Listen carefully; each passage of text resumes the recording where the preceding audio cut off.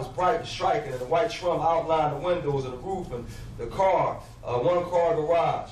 And there was 3 wooden steps that were still unpainted at the front, the light blue white screen door, and 4 plastic white chairs that sat out in front on the front deck, and a white screen door that shielded the heavy light blue front door which led into the house. This is our home, sweet home, or at least for the meantime. The camera zoomed in on a pleasant brown face of a college girl. Her hair was done in tight shoulder-length braids, and she spoke right into the camera and was poised and confident, and she was focused as the camera followed her in. Okay, that's an outside view. Now you can come inside and meet my girls. They're all my housemates. The girl noticed the camera and walked it on in with bright white teeth and smooth brown skin.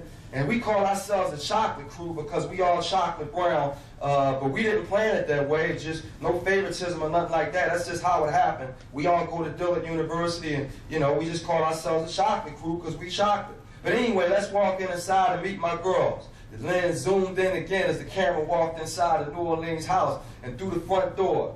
And then the first girl opened up herself with oriental rugs on the floor and big old counters all around the room. Okay, let me introduce you to myself first while giving you a tour inside the room here. The girl spoke excitedly in front of the camera. My name is Brittany Counselor, and I'm originally from Ann Arbor, Michigan, and I came down here to Dillard University to enroll in nursing school while experiencing the great city of New Orleans. It's New Orleans, girl, not New Orleans. You don't know how that by now? Another girl said that she was already there for a year already. Shucks, just that ain't how we talk. You gotta say it right, girl. The camera angled over to the left, the 2 girls sat on the sofa. The first one was closest to the camera, and she was plump with short pressed hair and curled at the edges. And she hid her face and laughed until the bright light cameras focused on her. The second girl, who had interrupted Bridget, wore a black bandana around her head with twisted hair that poked out with 20 different directions.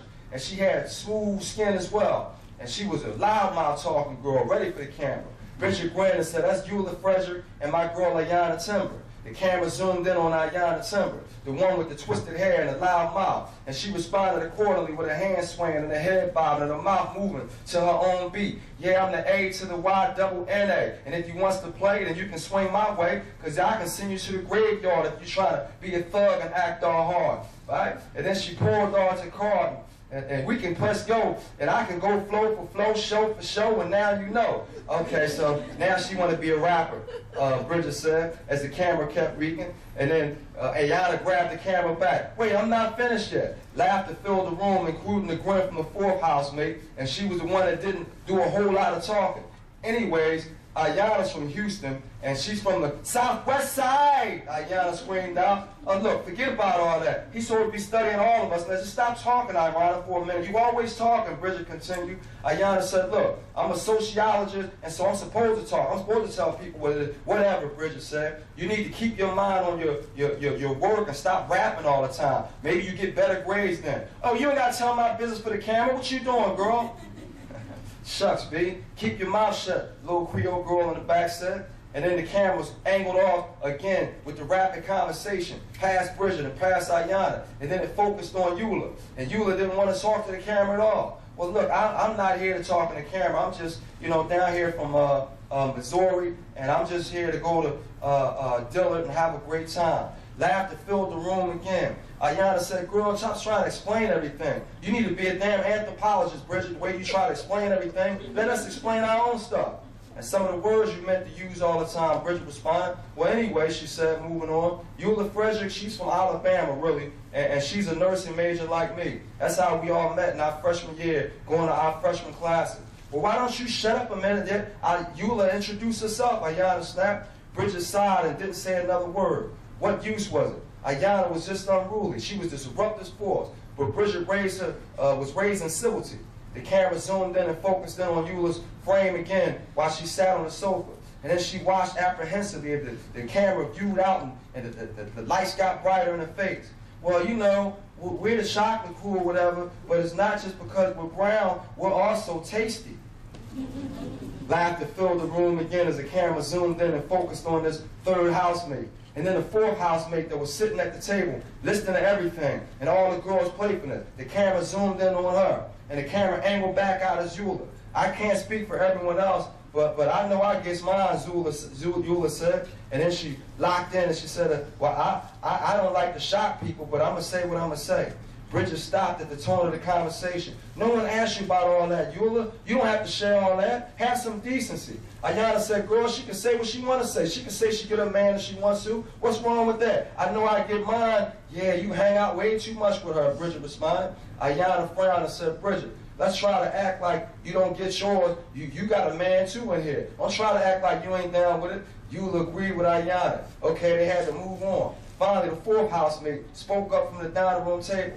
Y'all in here telling all y'all business, and y'all don't even know what she's going to do with this camera stuff. That's why, what I'm trying to say, Bridget added, it's a documentary for a college student show, right? Eula asked. Bridget said, yeah, but still, you don't have to tell them all the wrong things. A documentary for what? This fourth housemate questioned. The camera zoomed in on her with her dark brown face with perfect symmetry, and her eyes and nose and the chin were perfect and smooth and arched and beautiful. And she had long, straight black hair with a dark brown skin and flowed into a ponytail. And her face was just perfect. Bridget said, well, that's Leslie Baudet. She's from New Orleans. And she can tell us what's all going on down here. Go ahead, Leslie. Say something for the camera. The camera didn't budge, and it zoomed in on Leslie and her calm face. And Leslie's face filled up the whole screen, and the stillness of her eyes was perfect, and everything about her. And then she peered straight into the camera with a serious look. And Leslie asked him, what you want me to say? Say anything, Ayana told her. Tell us something extra about New Orleans. Talk to that voodoo stuff, girl. Speak in French. Do anything, girl, anything. Everyone laughed but Leslie. There was no playfulness in her. And she was mature beyond her age. And she was calm and focused, and her eyes just looking at the camera, and she said nothing. And then the camera finally declined when Leslie declined to speak. A simple shake of her head. She said, that's all right. I don't know what that camera's going to do. I just mind my own business in here. Come on, Leslie, just tell us anything. Tell her how you like to cook. Tell her about your aspirations in school and stuff. Say anything, Leslie. Bridget egged her on. The camera refused to move from Leslie as it lowered, and it loved the stillness and the shine of her long black hair and the value of her sparse movements. But nothing was wasted with her, and not a word was spoken from her mouth.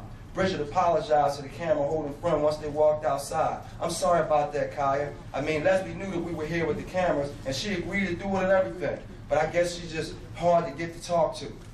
Now this Leslie chapter right here is an introduction of 3 girls, 4 girls, chocolate crew, and we ended up following them around. Leslie's she's not as talkative as them. You got to get into Leslie. But this is a great character assessment book. This is the first film that we actually wanted to do in New Orleans. I wrote 2 scripts for this.